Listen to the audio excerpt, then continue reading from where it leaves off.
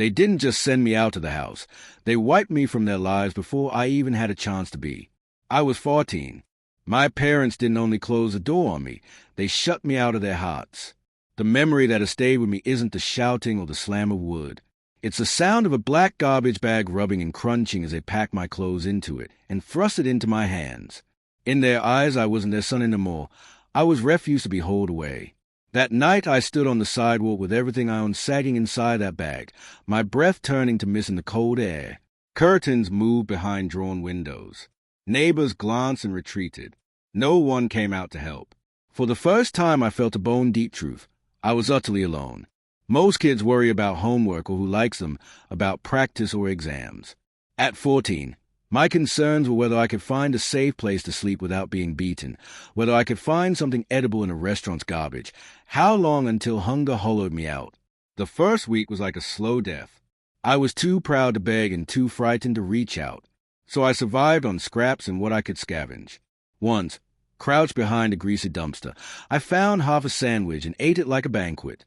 In that bitter moment, I swore I'd never forget what it felt like to be treated as less than human. My parents, Lillian and Victor, cared about appearances above all else. Lillian obsessed over immaculate kitchens, expensive perfumes, and the praise of her friends. Victor worshipped control and wore his disapproval like a cloak. A less-than-perfect grade earned sneeze. There was never a word of pride. The night they shut the door on me, they didn't merely abandon me. They erased me. Not everyone in that household erased me. My little sister, only 12 then, watched me go from an upstairs window, her palms pressed to the glass. She wept. She reached as if she could pull me back, but our parents forced her away. The desperation in her face seared into me and never left. And then there was my grandfather, Elias Whitlock, Victor's father, a man who inspired fear in others. He was softer with me in small, quiet ways. He'd slip me a $20 bill when he thought nobody saw and mutter, "Don't waste it. No pity, just keep your head." That small act felt like an acknowledgement. I mattered, at least to him. Over the years, I rebuilt myself from ruins. I took whatever work I could find, gas stations, dishwashing, shoveling snow, menial jobs that left my hands raw. I slept in shelters, on benches, in tiny rented rooms when I could afford them. Hunger was a frequent companion. But every paycheck, however meager, proved I could survive without Lillian or Victor's approval. When I was 16, Elias found me one night, curled up under a fire escape, numb from cold and ready to surrender. He sat beside me, set a wooden box in my lap, and said, "Inside this box is something worth more than money. Don't open it until the right time. Keep it safe. Promise me." I asked him why he chose me. His reply was simple and strange. "Because you're the one I trust. They want what I have. You've only ever wanted love." I promised him then. For a dozen years, that box became my talisman. I carried it through storms and temptations, thought of pawning it many times, and yet never did. The promise I made to Elias held me steady. The box was proof someone believed I was worth protecting. Then the call came. Elias had died. The funeral would be held at the Whitlock estate, the same house that had banished me years before. I arrived in a suit I borrowed, sleeves too short, shoes pinching my toes, driving a clunker that coughed smoke with every mile.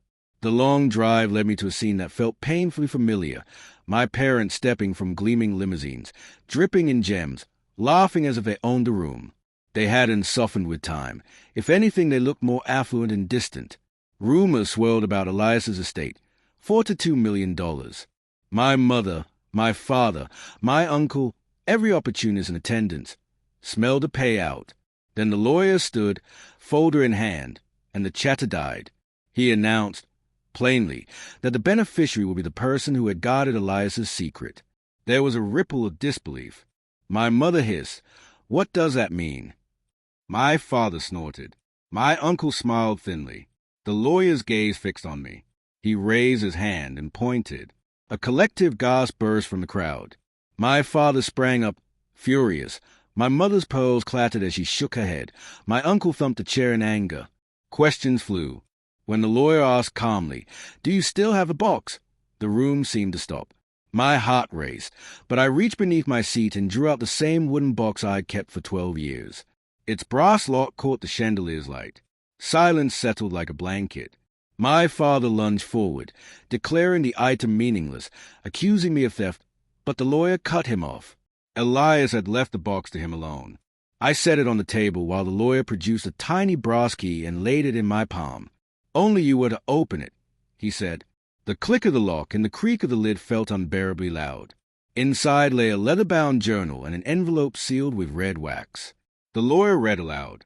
Elias wrote that he had amassed his fortune from nothing, and that money without integrity was worthless.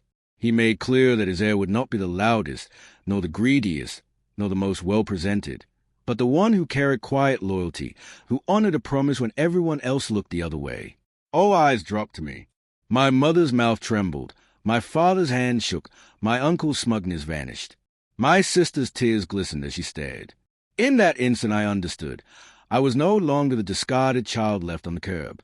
I was the man Elias had trusted. The riches were not the deepest legacy. The revelation was. If you've ever been shoved aside, erased, or made to feel invisible, listen, surviving is evidence. Keep going. One day the world will witness the worth of what they tried to discard.